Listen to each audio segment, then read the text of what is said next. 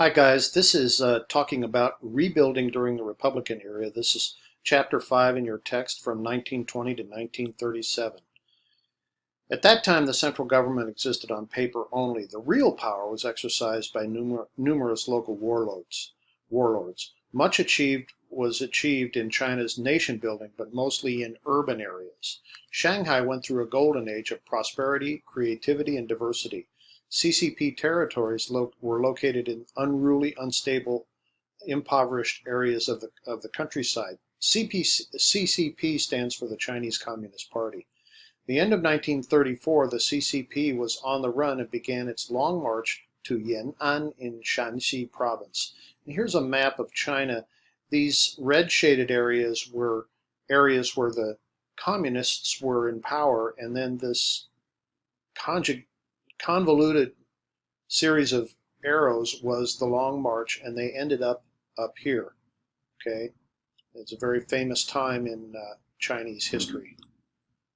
Soviet means council. It refers to councils of workers and peasants or soldiers which started organizing in cities and villages in the earliest 20th century in close cooperation with Russian communist organizations.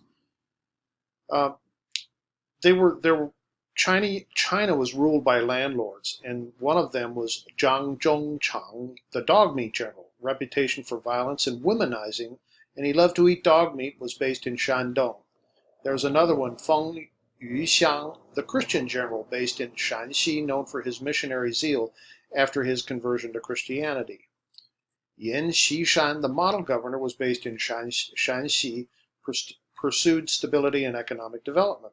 The warlords were strongly committed to the region they ruled, but had little concern for China as a nation. This is a picture of Zhang Zhongchang, the dog meat general, and here's a picture of Feng Yuxiang, the Christian general.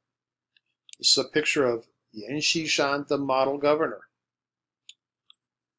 Foreign-dominated coastal cities were protected from predatory landlords and Japanese expansion. Commercial development centered in the treaty ports.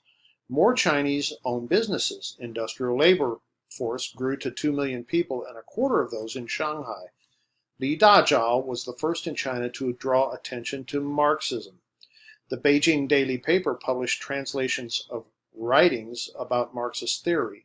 Many young students liked Marxism, to be free of the yoke of the past and from foreign domination.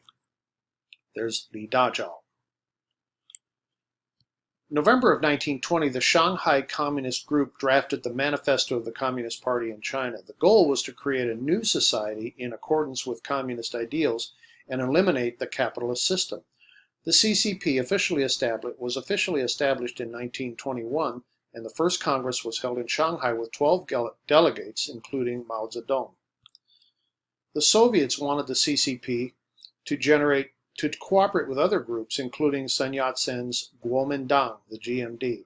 The CCP and the GMD both dreamed of an independent and strong China without foreign imperialism.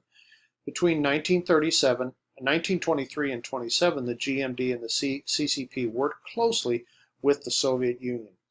And I'm going to stop there, and we'll continue in the next video.